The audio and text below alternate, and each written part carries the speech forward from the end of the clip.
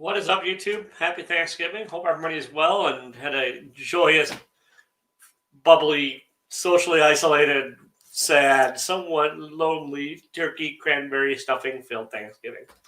If not, at least drink your sorrows away.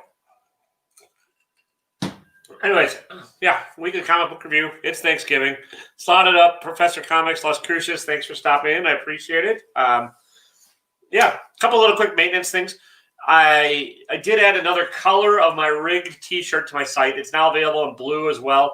Still with the hot pink type, but some people didn't like the yellow shirt, so I don't know, whatever. No accounting for taste. But there's a light blue one up there on there as well right now. Evening, Mike, Gary B, how are you doing? Happy Thanksgiving. I have this for sale up on my Instagram. I'm asking $9.50 for it shipped. It is extremely rare. It is Michael Turner, signed and sketched, 20 out of 100. Still sealed. It's got the COA, all that goodness. If you're interested in that, hit me up. Alan, starting tomorrow, I'm going to have these go on my site. I lied, not my site, on Instagram. Empty Thought Balloon is my Instagram, and I'm going to have these for sale for $125 each shipped. So these are original pieces, 11 by 14. On watercolor paper, all with the deckled edges and my signature and stuff. So you get Skeletor in obviously no particular order because I didn't arrange these things. You get Miles. There's Spider-Gwen. And there's my personal favorite Trapjaw. I like Trapjaw. I don't know why. But anyways, those are going to be available on my Instagram for sale. 125 shipped tomorrow. Whenever I get my ass out of bed, I'll put them up. Not crazy early. It's not. I don't give a shit about Black Friday. I gotta tell you. So, anyways, yeah. Baby Shack, Slack. Thanks for stopping in, Rick Thomas. Thank you. Yeah. So this is what I thought about the comic books I bought this week. Bad to good. Nothing horrible this week. It's better than the last couple weeks. Last couple weeks there's been absolute trash out for some of them. This is not absolute trash. This is just Excalibur, and it's kind of mediocre. The whole X of Swords started off really good, then it just turned into a kind of silly mess, and it ends on a not as such a silly mess note, but it's still it's just kind of average. I was expecting more out of this. I was expecting more like shake-up events and stuff, and it's not that. And so all these are kind of lumped in as the one comic book. This is better than Excalibur. This is X-Men. It's written by Hickman, so it's better than. And then this is the wrap-up. Kind of goofy again, and not a ton of any real consequences or any real life-changing stuff came from it. Happy Thanksgiving, Slim. And normally, let's see here. Do I have these in the right order? Let's shift this one down. Okay. You can tell I rehearsed this. No, I put these all in order last night when I was super tired, and I'm adjusting it on the fly because, well, it's my prerogative. Usagi Yojimbo. I have never read any Usagi Yojimbo. I had never caught it first time around. It didn't just catch my eye. So I picked this up randomly. It's a colorized version of an old story. It is not bad. I mean, it's a decent little fun tale. I guess I was just maybe expecting a little bit more after all the hype it got. And, like, I don't see the grand appeal, but I think it's just I don't have that nostalgia factor built in for me. So, you know. What's up, Small Town? What's up, Jamie? How are you? Just doing my usual, going through the weekly comics. Yeah, this is about right. Normally, I love Daredevil. Like, it's one of my favorite reads. And this is still decent. It's still Chip Zdarsky. The art's a little goofy on it. It's not Travis Charest or whatever. It's or not Travis. Who's been doing this? It doesn't matter. I don't care. The art's a little goofy. It doesn't seem to fit. It's a little cartoony for it. It's not horrible. It's like the trial of Daredevil for murder, and it's still a setup thing. It's not setup. I mean, stuff happens. It's not bad. It's just there's better stuff out this week. So, yeah. What do we got? Oh, yeah, Justice League Dark. This is the end of the Upside Down Man saga, which has been going on forever in this book. And it's pretty cool. It's a nice little wrap-up. It's the timing's a little weird in it because, like, you get the first little bit of the book, which is a wrap-up, and then there's, like, the joyous aftermath, which is the rest of the book, and I feel like it'd be better served if, like, the entire issue is dealt with the final big confrontation, and then had another issue after this that sort of reestablished new stuff. But I don't know. It's not. It's decent. It's not. It's just not like it's a little bit wonky in that way, timing wise. Harley Quinn, whatever this one's called. Oh, Batman White Knight presents Harley Quinn #2. Oh yeah, this one's good. I like the art. It's who's the art on this? Oh, Sean Murphy and Scalera. Scalera's the art. Yeah, he did Black Science, and I like his like kind of cartoony retro-ish style. It really is nice, and it's all Sean Murphy always tells a fun story. And then there's also he's like writing it with Katana Collins. Again, it's good. It's not great. It's just it's wants to be great. It's a fun romp. You can wait for this to come out collected if they were collected, I think. So, Tagar, how are you? Nice to see you. Thanks for stopping in. Jamie, did I say hi to you already? I can't remember. Remembering things is hard. The Red. Hang on, what is this? The Red, Chapter 1. This is heavy metal, like comics or like some subset of heavy metal or something. It's a pretty thick boy of a book. And it's really dark. And I don't mean that like story-wise. It's just dark, like really darkly colored and darkly illustrated. It's a dark book. It's not bad. It's society's not allowed to have fun anymore because we can't behave ourselves. And so like there's one big mega city and everyone takes pills to numb their emotions and like good music's outlawed, good art's outlawed, everything's outlawed. And then there's a rebellion going on by people. If it sounds kind of typical, it's kind of typical. But it's okay. It's if you've been longing for that kind of story, this one might be worth checking out. Chew #5. This wraps up the first story arc, and if you like John Layman and you like Chew CHEW, you'll like this. It's just wacky. He has like all these little like siblings and everyone else in this world that seems to have eating related powers. And the sister has an eating-related power. The brother does as well, but he can't. Doesn't matter. You'll have to read it. It's too complex. There's too many little variations on the powers and stuff that you'll have to like read it to find out. If you want something wacky, but it's still kind of a fun tale with really kind of cartoony illustrations, check out Chew. Yeah. Okay. And Unkindness of Ravens #3. And this is the book's starting to get good. At first, I thought it was just kind of like a high school drama. It still is a high school drama. But now you're starting to learn who the two factions are that are kind of like fighting over the newbie in town, Amanda. I can't remember her name. But like, yeah, they're fighting over her, and like there's secrets. The town has secrets, and there's people like turning into ravens on one side, and then there's this group called the Survivors on the other, or something like that. It's fun. It's interesting. It's intriguing. It's kind of on point for what seems to be going on in a lot of indie stuff this lately is like sort of horror, sort of goth, sort of.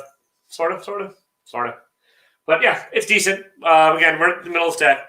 How many hours did I spend reading all of them? I spent most of yesterday afternoon and evening reading them to guy.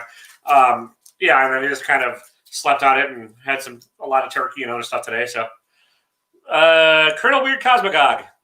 Okay. Confession: I have not read any Black Hammer that Jeff Lemire did. I have the Library Edition Volume 1. It's on my stack of things to read, and I really need to read it to probably catch up and understand some of what's going on here. This is a very interesting character. He seems to be unstuck in time, and it's sort of going to go over his origin. He's like lost and helpless and confused, and I think like keeps repeating events or mentally repeating events that it's trapped in the same physical sequence.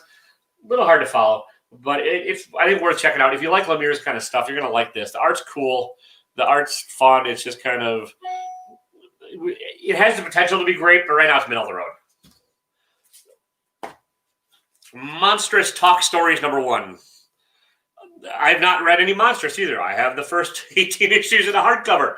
It's on my stack of things to read, so I will get there. But I wanted to pick this one up because it's like a little two-parter, and this is a little parable-ish tale. I don't think you need to necessarily know what's going on in Monstrous to get all of it. I mean, I'm sure it helps. I'm sure it greatly helps. But you get the gist of the story just by reading this, which is nice. You can kind of jump on and at least have a little bit of an understanding, and you're like, oh, okay, that makes sense. It's a parable. People are hungry. It kind of reminds me of the Stan Sakai Usagi Yojimbo I read, but this is better done and better. I would go on a limb and say much better illustrated and just kind of a more adult version of that same story. ish. So, I Walk with Monsters #1. This is a tricky one. There's some. Sorry, I awkwardly took a sip at the awkward wrong time because I'm a pro. People. A lot of it deals with abuse and revenge and hunting down abusers. And I think both of the main characters have been abused. It's a little unclear as to that. One of them, I think, can literally turn into a monster. It's not much of a spoiler. It happens right away in the book. But it's an interesting take on the story. It might be triggering to some people. Not sure. Just throwing it out there.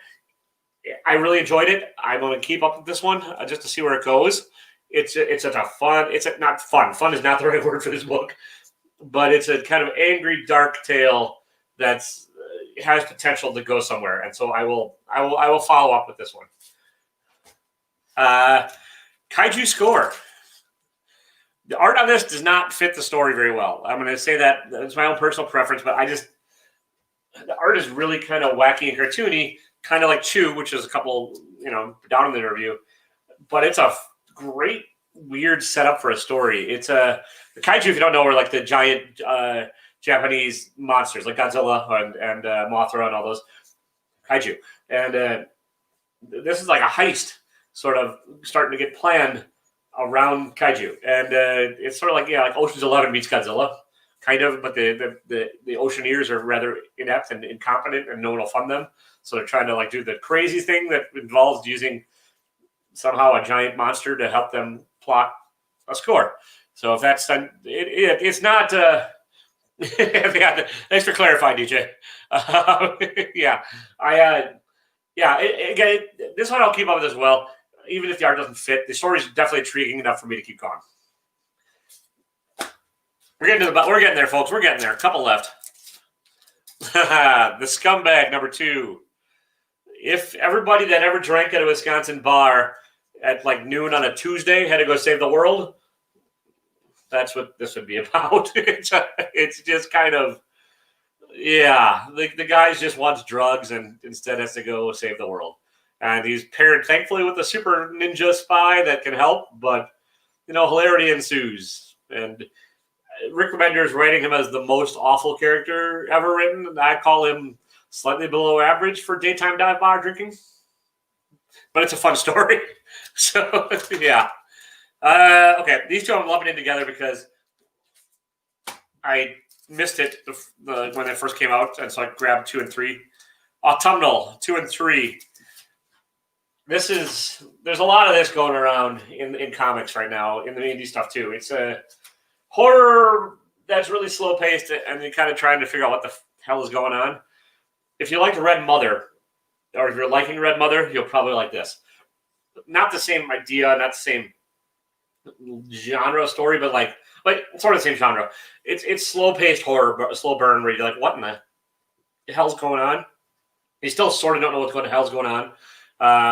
Either by the end of issue 3, but I like the art. I like the main characters, and I like where it's going. And again, it's just, I think you have to be patient and wait to see where the ride takes you on this one. So there you go. And the last book, my favorite book of the week, probably not a surprise to people if you've been following along with me, is Department of Truth #3. This is another sort of difficult book, and I don't want to spoil it a lot, but we're 3 issues in, and basically anything people believe becomes true if enough people believe it. That's kind of the way the world in this book works. And so this one deals with school shootings, but it also is like a thinly veiled attempt of anybody that believes Breitbart, or the earth is flat, or there's a pedophile ring in the basement of a pizza place, or anything like that. If enough people give those random things belief, they become true. And then this issue, it deals with a mother who lost a son to a school shooting and starts to doubt whether or not it's true because enough people are sending her things saying it's not, and saying it's a conspiracy and a hoax.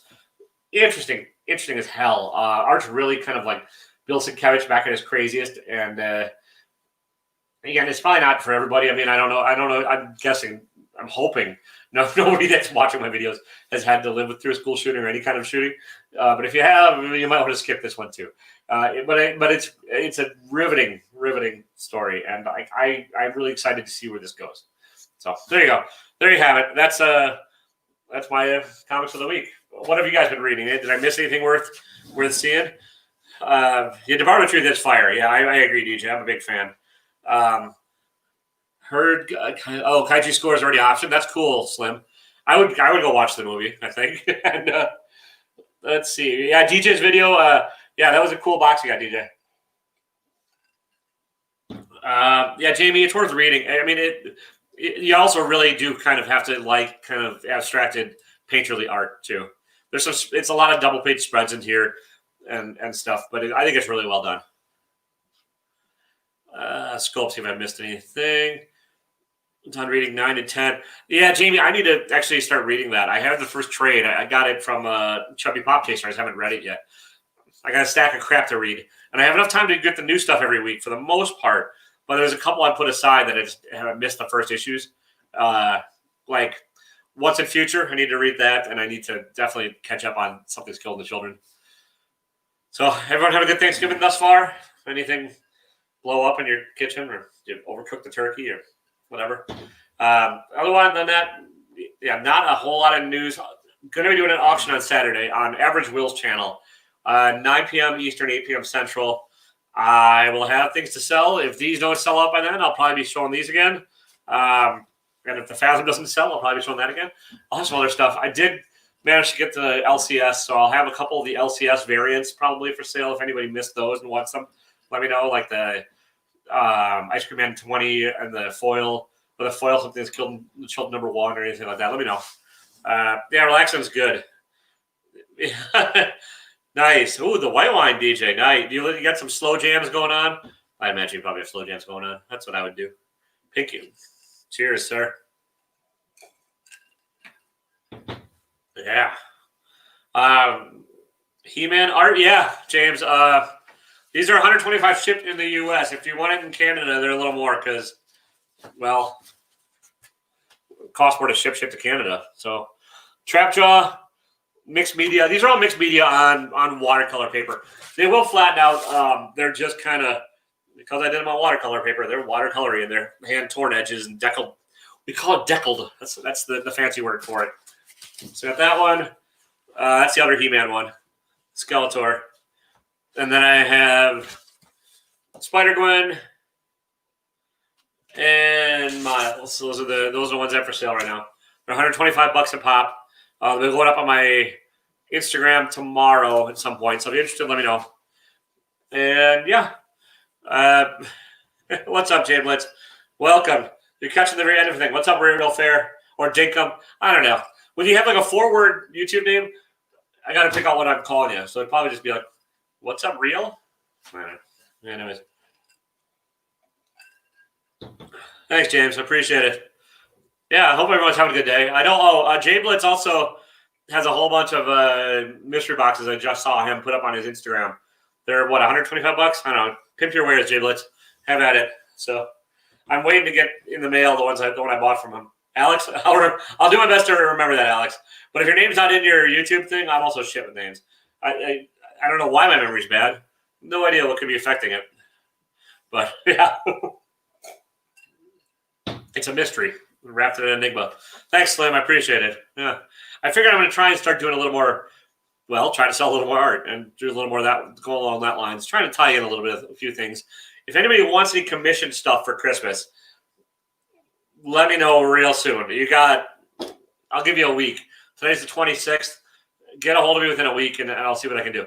Because it takes me a while to like get the supplies if I don't have them, make the stuff, and get it ready to ship and ship it out. So, yeah, let me know. We can chat. So, yeah, there's that. We can also talk pricing. Pricing will vary based on size, on whether or not it's paper or canvas, how much of a son of a bitch it is to ship, all that. So, that's it. No, James, I don't partake in the 420 a whole lot. It's mostly the whiskey that gets it. So nice. So there you go, Jay. It's $125 box. 25 goes to charity. So hit them up. And I think he's now selling outright his Werewolf by Night 32 and 33. Which, unless I can talk him into trading me for, Jay Blitz, you want to trade for the Fathom? Yeah, you know you do. Yeah. That's worth a try. Anyways. All right, guys. That's about it. I'll be around all night. I'll be jumping in and out on other people's channels and stuff probably. But for now, I'm going to go turn on this camera and finish this drink. Happy Thanksgiving. Thanks for stopping in. Don't be a dick.